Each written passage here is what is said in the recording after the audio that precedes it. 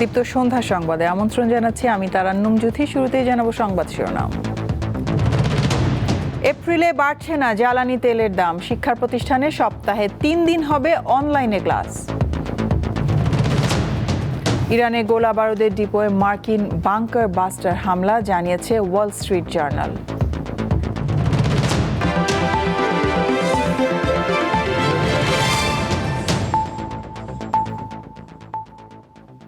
দেশে জ্বালানি সরবরাহ নিয়ে কোনো সংকট নেই। জ্বালানি মজুদ আছে 1,93,000 টন। তাই এপ্রিল মাসে জ্বালানি তেলের দাম বাড়বে না বলে জানিয়েছে বিদ্যুৎ, জ্বালানি ও খনিজ সম্পদ মন্ত্রণালয়।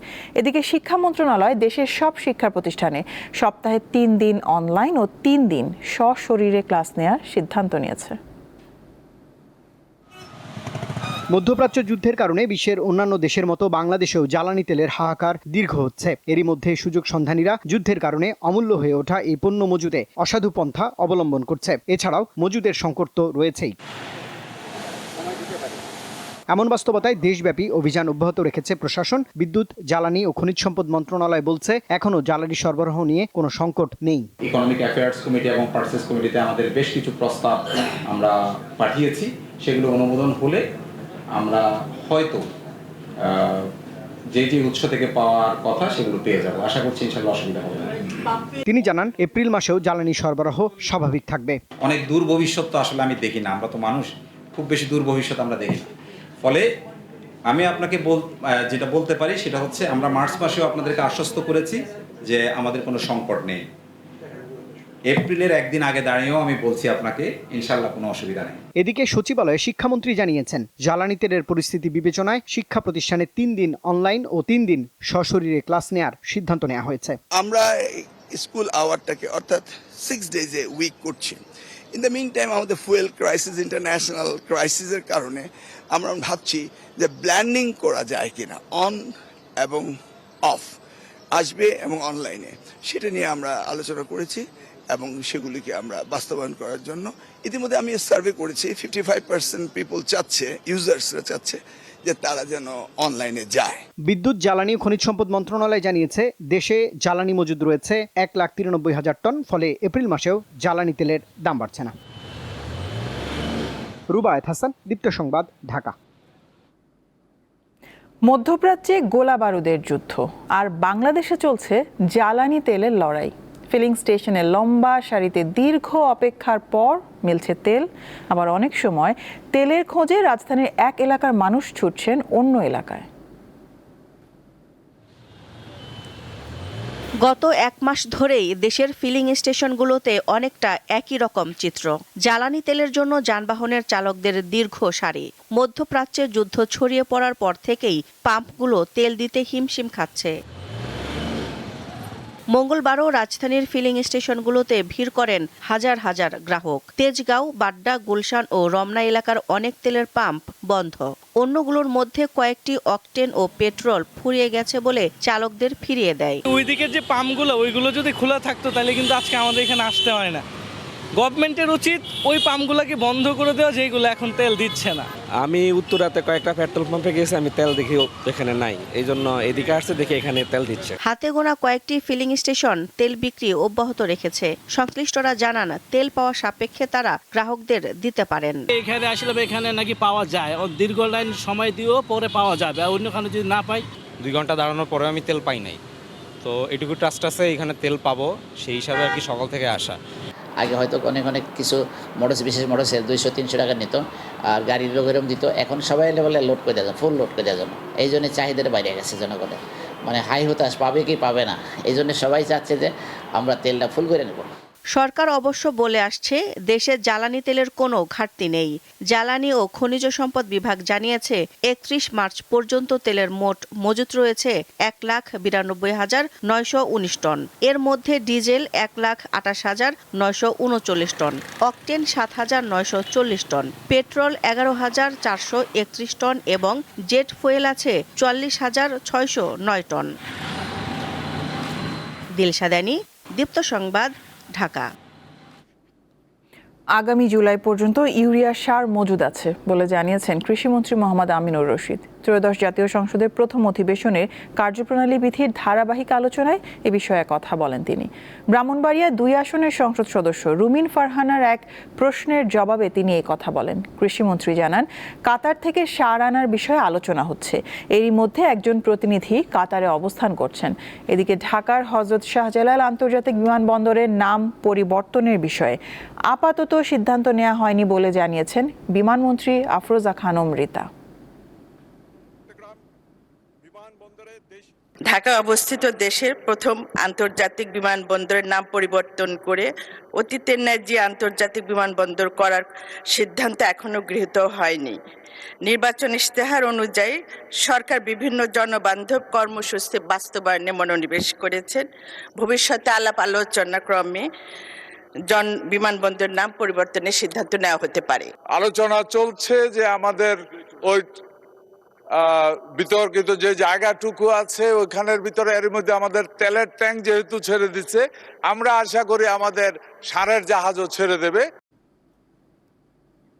রাজধানীর মতিঝিলের শাপলা চত্বরে 2013 সালে হেফাজতে ইসলামের সমাবেশে হত্যাযজ্ঞ, নির্যাতন সহ মানবতাবিরোধী অপরাধের মামলায় সাবেক ডিআইজি আব্দুল জলিল মণ্ডলকে গ্রেফতার দেখিয়ে কারাগারে পাঠানোর নির্দেশ দিয়েছে ট্রাইব্যুনাল। সেই সাথে পরবর্তী শুনানির জন্য 5 এপ্রিল দিন ধার্য করা হয়েছে। এর আগে আন্তর্জাতিক অপরাধ ট্রাইব্যুনালের পরোয়ানাভুক্ত এই আসামিকে গ্রেফতার করে ঢাকা মহানগর গোয়েন্দা পুলিশ। সোমবার সন্ধ্যায় রাজধানীর সবুজবাগ এলাকা থেকে তাকে গ্রেফতার করা হয়। আন্তর্জাতিক অপরাধ ট্রাইব্যুনালের চিফ প্রসিকিউটর জানান, শাপলা চত্বরে হত্যাকাণ্ডে প্রধান কুশীলব ছিলেন পুলিশের সাবেক ডিআইজি আব্দুল জলিল মণ্ডল। তিনি আরও বলেন, মামলার তদন্ত কার্যক্রম প্রায় শেষ পর্যায়ে, দ্রুতই প্রতিবেদন দাখিল করা হবে।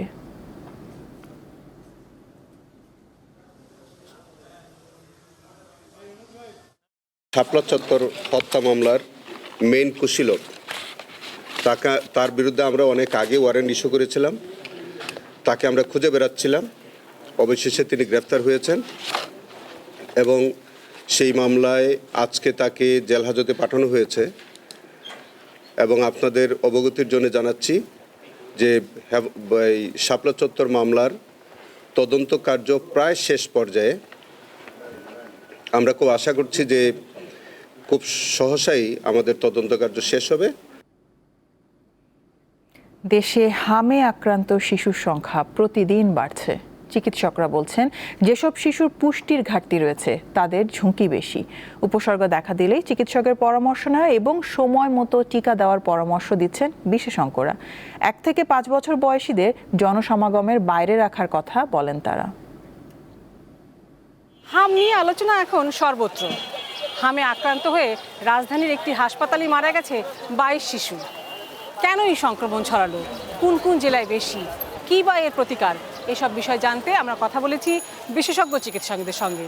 জ্বর দিয়ে শুরু হয়, দ্বিতীয় হচ্ছে যে তার চোখে মনে হচ্ছে যে কনজাংটিভাইটিসের মতো, চোখ উঠার মতো, কিন্তু অত পিছুটি হয় না, কিন্তু চোখটা লালচে একটা কনজাংটিভাইটিস। নাক দিয়ে পানি পড়া, এটাকে আমরা বলি করিজা।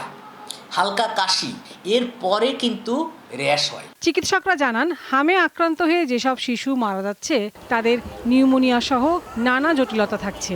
অতিরিক্ত সংক্রমণের কারণ হিসেবে তারা বলেন, এ ধরনের রোগীকে আলাদা করে রাখার নিয়ম থাকলেও সবসময় তা সম্ভব হচ্ছে না।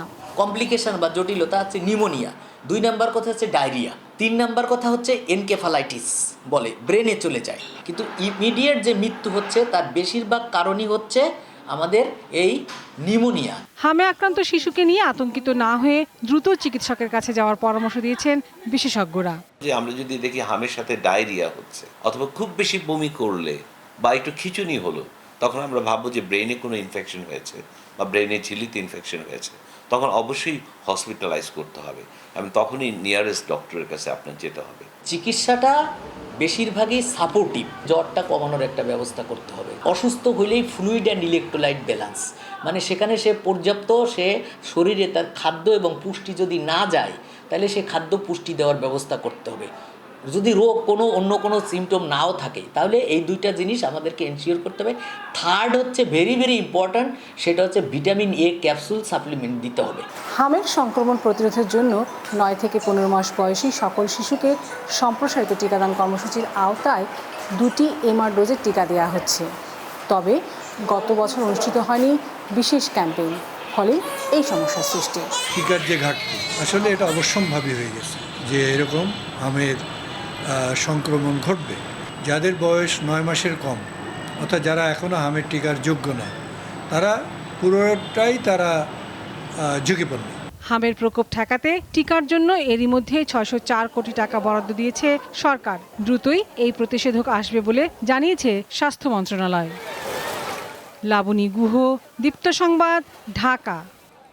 ইরানের ইস্পাহানে একটি বিশাল গোলাবারুদের ডিপোতে 2000 পাউন্ডের বাংকার বাস্টার বোমা দিয়ে হামলা চালিয়েছে যুক্তরাষ্ট্রের সামরিক বাহিনী। দেশটির প্রতিরক্ষা দপ্তরের একজন কর্মকর্তার বরাতে এই তথ্য জানিয়েছে ওয়াল স্ট্রিট জার্নাল। প্রতিবেদনে বলা হয়েছে, এই হামলায় বিপুল সংখ্যক পেনিট্রেটর মিউনিশন বা ভূগর্ভস্থ স্থাপনা ধ্বংসকারী অস্ত্র ব্যবহার করা হয়েছে। নাসার স্যাটেলাইটের তথ্য, বিস্ফোরণগুলো সোফে পাহাড়ের কাছে ঘটেছে, যেখানে ইরানের সামরিক অবস্থানের ধারণা করা হচ্ছে। অন্যদিকে আরব আমিরাতে আল সালমি বন্দরে ইরানের হামলায় কুয়েতি তেল ট্যাঙ্কারে আগুন লেগে ব্যাপক ক্ষয়ক্ষতি হয়েছে। ট্যাঙ্কারটিতে প্রায় 20 লাখ ব্যারেল তেল থাকার ধারণা করা হচ্ছে এবং হামলার ফলে সাগরে তেল ছড়িয়ে পড়ার আশঙ্কা করা হচ্ছে। এদিকে হরমুজ প্রণালী পুরোপুরি উন্মুক্ত না হলেও ইরানের বিরুদ্ধে সামরিক অভিযান শেষ করতে চান যুক্তরাষ্ট্রের প্রেসিডেন্ট ডোনাল্ড ট্রাম্প। দেশটির প্রশাসনের কর্মকর্তাদের বরাতেই এই তথ্য জানিয়েছে ওয়াল স্ট্রিট জার্নাল।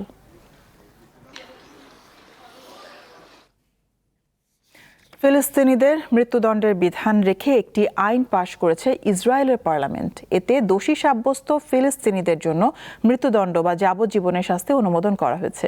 তবে এই আইন শুধুমাত্র ফিলিস্তিনিদের ক্ষেত্রেই প্রযোজ্য হবে। সংবাদ মাধ্যম দ্য টেলিগ্রাফ জানিয়েছে, স্থানীয় সময় সোমবার এই আইনের অনুমোদন দেয় ইসরায়েলি পার্লামেন্ট। আইন অনুযায়ী ইসরায়েলি সামরিক আদালতে সন্ত্রাসী হামলা কিংবা প্রাণঘাতী অপরাধে দোষী সাব্যস্ত ফিলিস্তিনিদের জন্য মৃত্যুদণ্ড হবে স্বাভাবিক শাস্তি। এতে ক্ষমার কোনো বিধান রাখা হয়নি। কিন্তু একই ধরনের অপরাধ কোনো ইসরায়েলি করলে তার ক্ষেত্রে এই সাজা কার্যকর হবে না।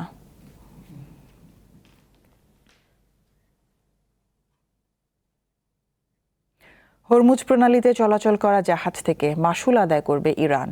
এই সিদ্ধান্ত এপ্রিল থেকেই কার্যকর হবে। এর মাধ্যমে বছরে কয়েকশো কোটি ডলার আয়ের পরিকল্পনা করেছে দেশটি। অবশ্য যুক্তরাষ্ট্র ও ইসরায়েল সহ শত্রু দেশের জাহাজ এই প্রণালী দিয়ে চলাচল করতে পারবে না বলে জানিয়েছে তেহরান। ইরানে যুক্তরাষ্ট্র ও ইসরায়েলের যৌথ হামলার ঘটনায় প্রায় 4 সপ্তাহ ধরে জ্বালানি বাণিজ্যের গুরুত্বপূর্ণ জলপথ হরমুজ প্রণালী এক প্রকার বন্ধই রয়েছে। ইরানের অনুমতি ছাড়া পার হতে পারছে না কোনো জাহাজ। তেহরানের হামলার আশঙ্কায় সেখানে আটকে আছে প্রায় 2000 জাহাজ। বৈশ্বিক জ্বালানির শতকরা প্রায় 20% হরমুজ প্রণালী দিয়ে নেওয়া হয়। সম্প্রতি এই জলপথে চলাচলকারী জাহাজে মাশুল আদায়ের জন্য আইন অনুমোদন করেছে ইরানের পার্লামেন্টের একটি কমিটি। এর আওতায় এপ্রিল থেকে বিদেশি জাহাজকে টোল দিতে হবে। ওমানের সহযোগিতায় এই সিদ্ধান্ত বাস্তবায়ন করা হবে বলে জানিয়েছে দেশটি। তেহরানের দাবি, গুরুত্বপূর্ণ এই প্রণালীর নিরাপত্তা নিশ্চিত করতে ইরান যে পরিমাণ বিপুল অর্থ ব্যয় করে তা পুষিয়ে নিতে বাণিজ্যিক জাহাজ থেকে মাশুল আদায় করা হবে। এছাড়া চাপিয়ে দেয়া যুদ্ধের খরচও এই জলপথ থেকে ওঠানোর চেষ্টা করবে ইরান। তবে এই আইনে যুক্তরাষ্ট্র ও ইসরায়েলের জাহাজ হরমুজ প্রণালীতে চলাচলে বাধা দেওয়ার কথা উল্লেখ রয়েছে। পাশাপাশি ইরানের ওপর নিষেধাজ্ঞা দেয়া অন্যান্য দেশের জাহাজও এ পথ দিয়ে চলাচল করতে পারবে না। হরমুজ প্রণালী অনেকটাই ইরানের নিয়ন্ত্রণে। চলতি বছরের 28 ফেব্রুয়ারি শুরু হওয়া যুদ্ধের পর থেকে এই জলপথে কোনো কোনো জাহাজ থেকে মোটা অঙ্কের অর্থ মাশুল নিয়েছে তেহরান। বিশ্ব বাণিজ্যে গুরুত্বপূর্ণ হরমুজ প্রণালীর উত্তরে ইরান, দক্ষিণে ওমান ও সংযুক্ত আরব আমিরাতের অবস্থান। এই পথে জ্বালানির পাশাপাশি অন্যান্য পণ্য আনা নেওয়া করা হয়। ইশরাত সুমা, দীপ্ত বার্তা কক্ষ। শেষ করব দীপ্ত সন্ধ্যার সংবাদ, শিরোনামগুলো জানাবো আরো একবার। এপ্রিলে বাড়ছে না জ্বালানি তেলের দাম, শিক্ষা প্রতিষ্ঠানে সপ্তাহে 3 দিন হবে অনলাইনে ক্লাস। ইরানে গোলা বারুদের ডিপোয়ে মার্কিন বাংকার বাস্টার হামলা, জানিয়েছে ওয়াল স্ট্রিট জার্নাল।